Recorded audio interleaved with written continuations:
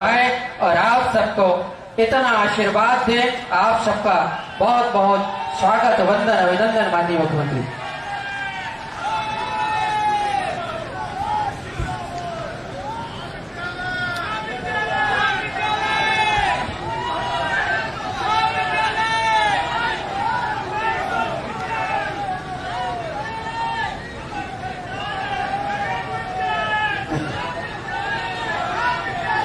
अब आप लोग बंद करो तो मैं शुरू करूं, ठीक है? बोलिए भारत माता की, भगवान पटपरनाथ की, सिंहपुर और आसपास की जनता की, कार्यक्रम में आए बहनों भाइयों की और मेरे भांजे और भांजियों की। बहुत दिन बाद आया है मामा कोरोना के कारण, लेकिन ऐसा ही थोड़ी आया, कुछ ना कुछ करके जाएगा, चिंता मत करो। अब कोई नहीं बोलेगा, मैं बोलूंगा, ठीक है? मंच पर विराजमान इस जिले के यशस्वी प्रभारी मंत्री, हमारे वन मंत्री आदरणीय विजय शाह जी, इनको हर महीने में 2 बार आना है, इनको पकड़ लिया करो, ये सारे काम करेंगे। हमारे मंत्री साथीगण जो मेरे मंत्रिमंडल के सदस्य हैं, लगातार मेरे साथ सतना जिले के विकास के लिए भी प्रयत्नशील रहते हैं, भाई रामखिलावन पटेल जी, हमारे बहुत कर्मठ, लोकप्रिय और यशस्वी सांसद आदरणीय श्रीमान गणेश सिंह जी, भारतीय जनता पार्टी के वरिष्ठ नेता जिनका मैं बहुत आदर करता हूं और सतना जिले के साथ साथ मध्य प्रदेश के विकास में भी जिन्हें अतुलनीय योगदान दिया है, और उन्हीं के प्रयत्नों से बरगी का पानी अब ज्यादा देर नहीं है, यहां इस धरती पर आएगा। आदरणीय नागेंद्र सिंह जी, हमारे भाई विधायक साथी आदरणीय विक्रम सिंह जी, भारतीय जनता पार्टी के जिले के मुखिया आदरणीय नरेंद्र त्रिपाठी जी, हमारे प्रदेश के नेता योगेश ताम्रकार जी, प्रभारी अभय यादव जी,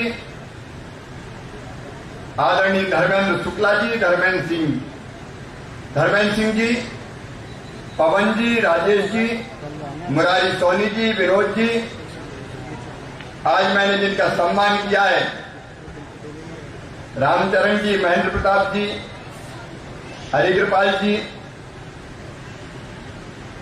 प्रिंस विश्वास जी, आदरणीय कौल जी, भाई पुष्पराज जी, देवराज जी, प्रतिभा जी, वंदना जी, सभी साथी नेता पदाधिकारीगण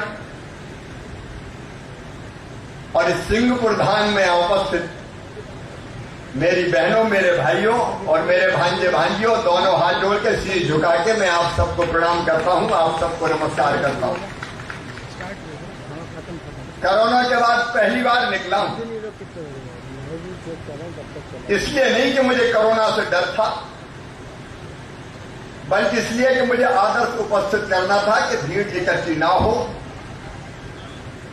मास्क लगा के रखें, प्रोटोकॉल का पालन करें। लेकिन आज देखिए अजीब संयोग है,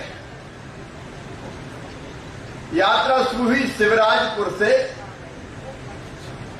भगवान शिव की पूजन और अर्चना करके, भाभी शिव जी की पूजा की, पटपरनाथ पे भी वो विराजते हैं, उनके चरणों में प्रणाम करता हूं। और पहली चीज है कि गौ माता की रक्षा के लिए यह एक आदर्श और विशाल गौशाला का निर्माण किया जाएगा, ताकि हमारी गौ माता, देखो जवाबदारी हमारी भी है, लेकिन यथासंभव गौशालाओं खोलने का प्रयास जारी रहेगा। एक प्रार्थना मैंने वहां भी की थी, यहां भी कर रहा हूं, कोरोना का संकट अभी टला नहीं है, इसलिए संक्रमण से बचने की पूरी तैयारी रखें। मेरा भी मन बेचैन था कि जनता से बिना मिले काय का मुख्यमंत्री तू। आज जनता से जगह जगह मिला, संवाद किया, समस्याएं जानी। जनता ही अपनी जिंदगी है बहनों और भाइयों। 1.5 साल के बाद 16 महीने, और 16 महीने में से 8 महीने तो कोरोना के कारण बंद ही रहा, और बंद के कारण सरकार के खजाने में भी पैसा नहीं आया। लेकिन मुख्यमंत्री बनने के बाद कमलनाथ जी ने जितनी योजनाएं बंद कर दी थी सब एक एक करके चालू की। आपको याद होगा 2019 के फसल बीमा योजना के पैसे कमलनाथ जी और कांग्रेस ने नहीं दी थी। आज बात करते, मैं यात्रा करता हूं तो ट्वीट करते हैं कि जनदर्शन पे सवाल उठाते हैं, लेकिन मैं उनसे सवाल पूछता हूं क्यों तुम फसल बीमा योजना के पैसे खा गए थे? पिछले साल 8,000 करोड़ रुपया किसानों के खाते में अगर डाले तो भारतीय जनता पार्टी की सरकार ने डाले, किसानों के खाते में हमने डाले। आपने देखा होगा वो दौर भी था। मैं लंबी चर्चा नहीं करूंगा। जब धान की खरीदी के लिए दर दर भटकना पड़ता था, दोनों कोरोना के भयंकर संकट में अगर रिकॉर्ड गेहूं और धान की खरीद की है पहले से दुगनी, तो भारतीय जनता पार्टी की सरकार ने की है। और 300 करोड़ रुपया अकेले रेगांव विधानसभा क्षेत्र के किसानों के खाते में गेहूं के आए और 150 करोड़ रुपया धान के भी खाते में आए। अभी गणेश जी बता रहे, प्रधानमंत्री जी ने योजना बनाई किसान सम्मान निधि की, तय किया कि 6,000 रुपया किसानों के खाते में हर साल डाले। मेरे भी दिल ने कहा शिवराज चौथी बार बने हो, 4,000 तुम भी डाल दो तो 10,000 हो जाएगा। किसान को, छोटे किसान को कम से कम फायदा हो जाएगा। तो मुख्यमंत्री किसान कल्याण योजना प्रारंभ कर दी। 1 साल में किसानों के खाते में लगभग 86,000 करोड़ रुपया डालने का काम हुआ। 86,000 करोड़ रुपया, जो कांग्रेस कभी सोच नहीं सकती। लेकिन मैं पुरानी चीजों में नहीं जाऊंगा। आज तो पहला निवेदन आपसे यह करता हूं, कोरोना के संकट से अगर बचना है तो सबसे आवश्यक चीज है वैक्सीन लगवाना। यहां सिंगापुर में, इस पवित्र धाम में, केवल सिंगापुर नहीं आसपास की जनता भी करती है। ये वैक्सीन जिंदगी का डोज है जो प्रधानमंत्री नरेंद्र मोदी दे रहे हैं। ये जरूर ले लेना मेरे बहनों और भाइयों। कोरोना से बचना हमारा पहला कर्तव्य है। आप जो यहां उपस्थित है, मैं पूछना चाहता हूं, वैक्सीन कौन कौन ने लगवाई? जरा हाथ उठा के बताएं। इधर भी लगवा ली, हमारे रविराज संगठन के भी भाई खड़े हैं। भैया सब लगवा लेना रे, अपनी ड्यूटी है। और जिनने नहीं लगवाई वो भी हाथ उठाओ, जिनने अब तक नहीं लगवाई। पीछे हाथ उठ रहे हैं। सिंगापुर में फिर 17 तारीख को प्रधानमंत्री के जन्मदिन पर वैक्सीनेशन महाअभियान चलेगा और उस दिन तय कर लो कोई भी बिना वैक्सीन के नहीं बचेगा। 100% लोगों को वैक्सीन लगा दी जाएगी। सब लगवाएंगे ना? अरे बोल के बताएं, लगवाएंगे ना? यह हम सबका कर्तव्य है। लेकिन अब बाकी गतिविधियां चालू करनी पड़ेगी। विकास के काम फिर से प्रारंभ करना पड़ेंगे। जन कल्याण की योजनाएं फिर से चालू हो, पूरी ताकत से इसके प्रयास करने पड़ेंगे। और मैं कोई ये ना सोचे कि मैं केवल यहीं आया हूं। पूरे मध्य प्रदेश में हर सप्ताह अलग अलग जगह मेरा जन दर्शन होगा। मैं योजनाएं देखूंगा और अगर कहीं गड़बड़ मिली तो गड़बड़ करने वालों को ठीक कर दूंगा। मैं किसी को नहीं छोड़ूंगा।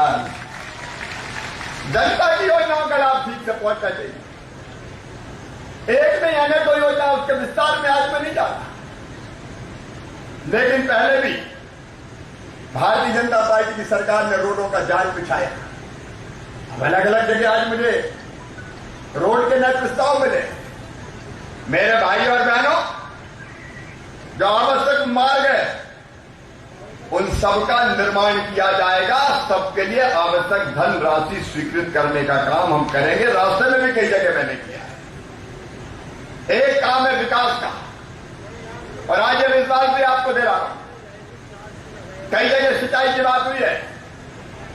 अब तेजी से हम जो बरगी बांध से पानी आना है इस क्षेत्र में, नागौर विधानसभा और जलगांव विधानसभा, लगातार हम लोग मॉनिटरिंग कर रहे हैं, सांसद जी भी मॉनिटरिंग कर रहे हैं। 2023 में हर हालत में बरगी का पानी इस धरती पर आ जाएगा। हम कोई कोर कसर उसमें नहीं छोड़ेंगे।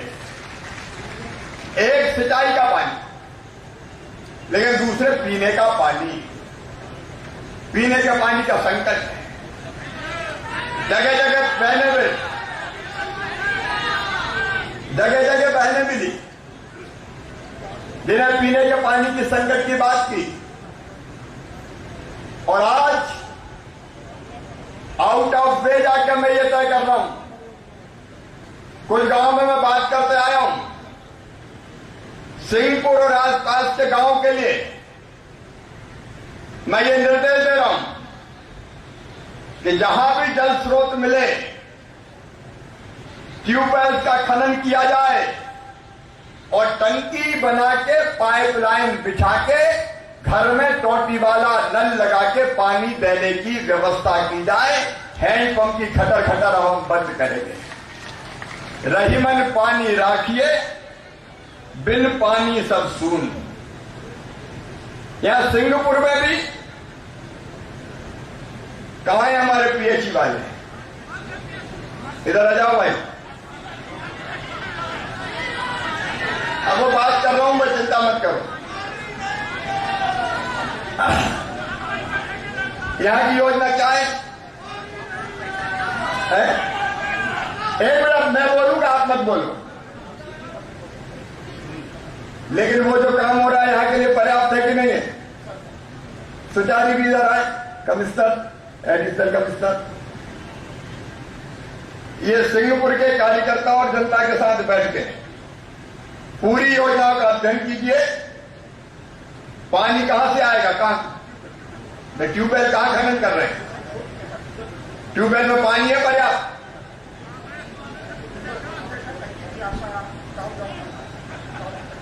तो वो जाए एक बार चेक कर लो। हर हालत में सिंगापुर और आसपास के गांव में पीने का पानी नल जल के माध्यम से हमको देना है। बहनों की हैंडपंप की खटर खटर बंद करना है। ये टॉप प्रायोरिटी है, इसमें देर नहीं लगनी चाहिए। उस दृष्टि से भी हम लगातार काम करेंगे। तो सिंचाई का पानी, पीने का पानी और उसके साथ साथ जन कल्याणकारी योजनाओं का बेहतर क्रियान्वयन। अभी हमने तय किया राशन वितरण का काम, क्योंकि कई जगह शिकायत आती थी।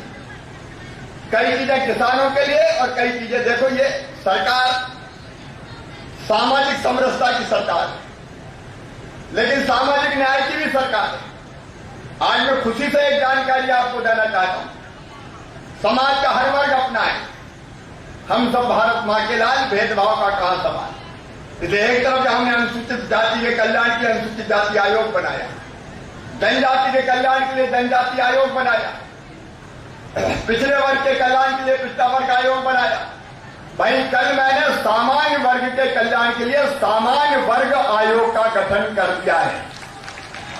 उसके लोग आएंगे, चर्चा करेंगे और हमारे जो सामान्य वर्ग के भी बच्चे हैं उनकी शिक्षा और रोजगार, उसके प्रबंध के बारे में सरकार फैसला करेगी। हर वर्ग को न्याय देना है, सामाजिक न्याय, सामाजिक समरसता के साथ। एकता के सूत्र खंडित नहीं होने चाहिए। मिलकर समाज आगे बढ़े, इस बात का प्रयास हमको करना चाहिए। और मेरे बेटे बेटियों, अभी हमने फैसला किया है लगभग 1 लाख पदों पर सरकारी नौकरियों में हम भर्ती प्रारंभ कर रहे हैं। सबसे पहले पुलिस की भर्ती चालू हो रही है, उसके लिए आवेदन मंगा लिए गए।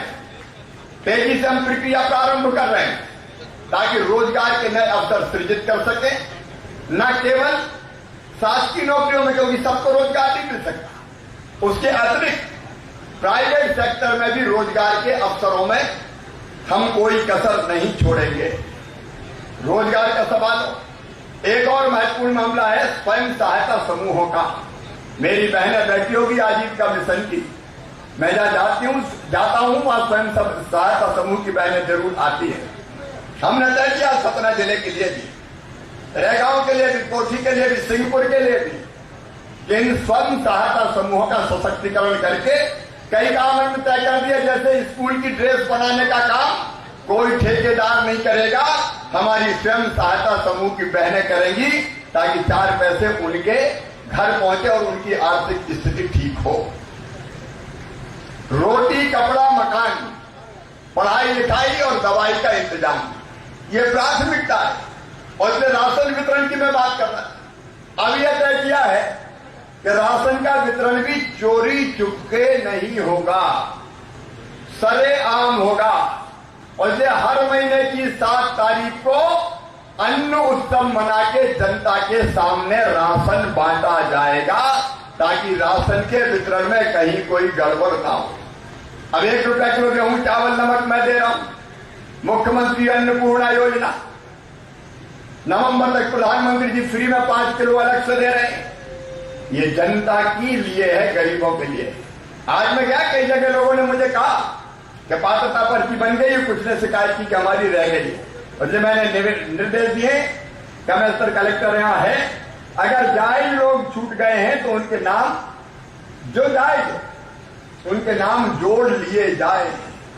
और कुछ लोगों ने यह भी कहा कि कई तो ऐसे हैं जो जायज नहीं है, वो भी जांच होनी चाहिए। लेकिन जायज अगर छूटे हैं तो उनके नाम जरूर जुड़ना चाहिए। दूसरी बात है, देखिए मकान की, प्रधानमंत्री जी को मैं धन्यवाद देता हूं। प्रधानमंत्री आवास योजना, जिसमें 60% पैसा केंद्र भेजता है, 40% पैसा हम लगाते हैं। अभी मैंने कई गांवों में चर्चा की, जन दर्शन का मतलब है जनता से संवाद। तो कुछ जगह गरीबों के नाम पर भी पट्टे नहीं है, तो मकान कहां बनाएंगे? अब पूरे सतना जिले के लिए मेरे निर्देश है कि रहने की जमीन का पट्टा ग्रामीण क्षेत्र में हर एक परिवार के पास होना चाहिए, हर एक परिवार के पास।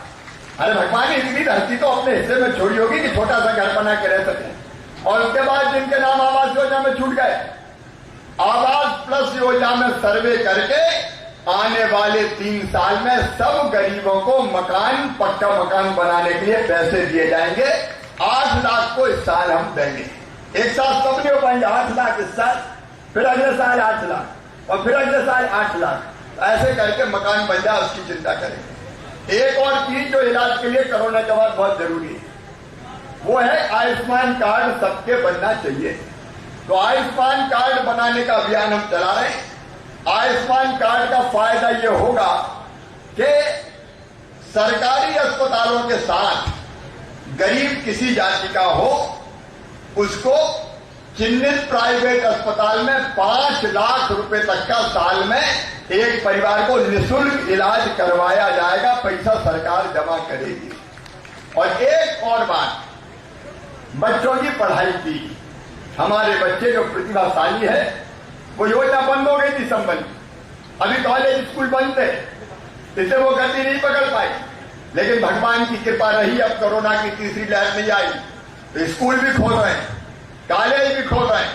और मैं आपको आश्वस्त कर रहा हूं कि जो अच्छे नंबर लाने वाले, जो प्रतिभाशाली बच्चे हैं, वो किसी जाति समाज के हों, अगर उनका एडमिशन मेडिकल कॉलेज जैसे उच्च शिक्षण संस्थाओं में भी होता है, तो उनकी फीस उनके मम्मी पापा नहीं, उनका मामा भरवाएगा, भारतीय जनता पार्टी की सरकार भरवाएगी। जनता के कष्ट और दुख हरना यह हमारी ड्यूटी और कर्तव्य है, उस दिशा में हम लगातार काम कर रहे हैं। आज जब मैं सिंहपुर आया हूं तो कुछ चीजों का तो शिलान्यास क्या हो रहा है, सेग्रीगेशन रोड कचरा संग्रह का, उसका शिलान्यास हो रहा है। 2 और सामुदायिक स्वच्छता परिसर यहां बन रहा है, और पटपरनाथ धार्मिक स्थल का जीर्णोद्धार के लिए भी 1,10,26,000 रुपए की राशि खर्च की जाएगी, ताकि हमारी श्रद्धा के केंद्र का विकास हो सके, जीर्णोद्धार हो सके। लेकिन उसके साथ साथ हमने ये फैसला भी आज किया है कि सिंहपुर आसपास के इलाके का केंद्र है। एक योजना मैंने आपसे आपका ध्यान में दिलाना चाहूंगा। एक नई योजना हमने बनाई है। देखिए, गरीब के बच्चे भी, किसान के बच्चे भी, जिसके पास बहुत पैसा नहीं है प्राइवेट स्कूल के लाए, उसके बच्चों को भी अच्छे स्कूल में पढ़ना चाहिए। पढ़ना चाहिए कि नहीं पढ़ना चाहिए? अरे पढ़ना चाहिए कि नहीं? और ये कल्पना हमने की है सीएम राइज स्कूल खोलने की। हर 20-25 किलोमीटर के बीच एक स्कूल जिसमें 5 से लेकर 10,000 बच्चे तक पढ़ेंगे। उसमें लाइब्रेरी होगी, उसमें प्रयोगशालाएं होगी, उसमें खेल का मैदान होगा और धन्नू पन्ना कल्लू लल्ला मन्ना के बच्चे भी अगर जरूरत पड़ी तो अंग्रेजी माध्यम की शिक्षा भी प्राप्त करेंगे, CM rise school public school की तरह। तो एक सीएम राइज स्कूल सिंहपुर में बनाया जाएगा ताकि हमारे सिंहपुर और आसपास के बच्चों को उच्च अच्छी शिक्षा की, बीच में नहीं बोले, अच्छी शिक्षा की व्यवस्था हो जाए। तो सिंहपुर को केंद्र बना के भी हम करेंगे। एक और मुझे, हाँ, बच्चे आएंगे 20-25 किलोमीटर से बसों से, बस चलाई जाएगी और जैसे प्राइवेट स्कूल में पढ़ने के लिए बच्चे बस से जाते हैं, वैसे सरकारी अच्छे स्कूल में पढ़ने के लिए भी बच्चे बस में बैठकर आएंगे। शाम को वापस उनको घर छोड़ देंगे। आम आदमी का बेटा बेटी भी अच्छी शिक्षा प्राप्त कर सके। एक सिंहपुर में स्टेडियम के निर्माण की बात आई थी, तो सिंहपुर में स्टेडियम का निर्माण भी किया जाएगा। और तीसरी बात, यहीं पे इसी जगह सिंहपुर में स्टेडियम का निर्माण करवाया जाएगा। और अंतिम बात, सिंहपुर में आसपास के बच्चों के पढ़ने के लिए महाविद्यालय की स्थापना भी की जाएगी ताकि हमारे आसपास के बच्चे भी महाविद्यालयों में पढ़कर शिक्षा प्राप्त कर सकें। एक बात नगर पंचायत की मैं ये कहना चाहूंगा कि जो संबंधित गांव और जो गांव है सिंहपुर, वो प्रस्ताव कर दें कि हमें नगर पंचायत से कोई की, नहीं तो हम कहते हैं और मामला कोर्ट में जाके अटक जाता है। पिछली बार भी पहल अटक गई थी और इसलिए मैं आपको ये आग्रह कर रहा हूं कि अगर नगर पंचायत बनानी तो सहमति लेनी पड़ेगी। आप सहमति ले लीजिए। अगर सहमति मिलती है गांव के लोगों की जोड़ के, तो हम उस दिशा में भी तेजी से आगे बढ़ जाएंगे। आप सब हैं, आप नहीं, गांव वालों से लीजिए। आप लिखवा के देखिए, आप एक बार लिखवा के गांव, देखो मैं झूठ नहीं बोलता। अगर सबने सहमति दे दी, जिन गांवों को कोई आपत्ति नहीं है मिलने में, तो मैं सिंहपुर को नगर पंचायत बना दूंगा। मेरे बहनों और भाइयों, आज जब मैं आए तो कई तरह की अपेक्षाएं लोगों को है। उधर से भी हमारे कुछ लोग मोबाइल की लाइट जला के मेरा ध्यान आकर्षित कर रहे। आते समय मेरे अतिथियों को भी देख लिया था। ये समय संकट का है। धीरे धीरे सबकी अपेक्षाएं पूरी करते हुए और हम सबके कल्याण के काम करते हुए निश्चित तौर पर आगे बढ़ेंगे। आपने 3.5-4 घंटे इंतजार किया। मुझे भी हेलीकॉप्टर से 6 बजे भोपाल पहुंचना था, लेकिन अब मैंने सोचा बिना मिले तो आपसे नहीं जाऊंगा। देर हो गई तो आपसे भी माफी मांगता हूं। और एक बार फिर विकास के और यहाँ उपतहसील भवन भी बना दिया जाएगा, चिंता मत करें। सिंहपुर में कोई कसर नहीं छोड़ेंगे। और नैगा और कोठी में मैं बाद में दौरा करूंगा, तब वहां के बारे में विस्तार से चर्चा करूंगा। आपको बहुत बहुत धन्यवाद। मेरे साथ बोलिए भारत माता की। बहुत बहुत धन्यवाद। आ जाए संत रविदास जयंती, वो संगठन आ जाए, उनका ज्ञापन भी लाने दें। और इसके साथ ही संबल योजना की घचड़िया कोरी संगीता बाई सेन, लीलावती सेन और लाडली लक्ष्मी योजना की कुमारी आराध्या गर्ग और कुमारी छवि रैकवार भी आकर अपने प्रमाण पत्र माननीय मुख्यमंत्री जी से प्राप्त करेंगे।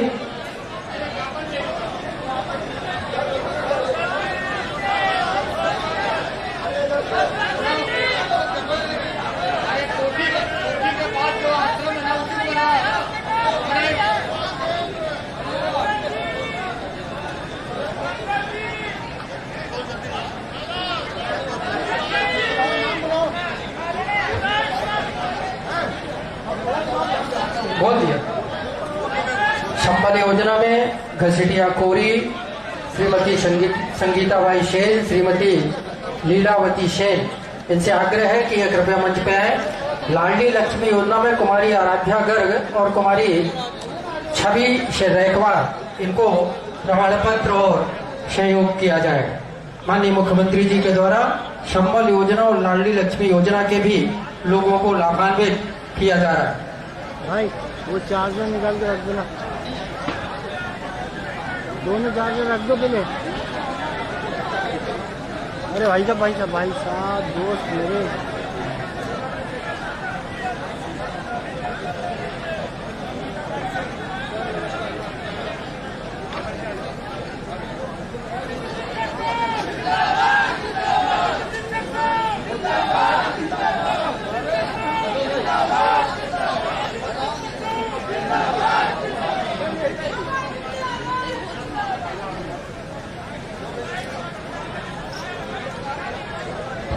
ये विभिन्न योजनाओं में जो लाभार्थी हैं उनको माननीय मुख्यमंत्री जी चेक भी दे रहे हैं, प्रमाण पत्र भी दे रहे हैं 2-2 लाख रुपए का।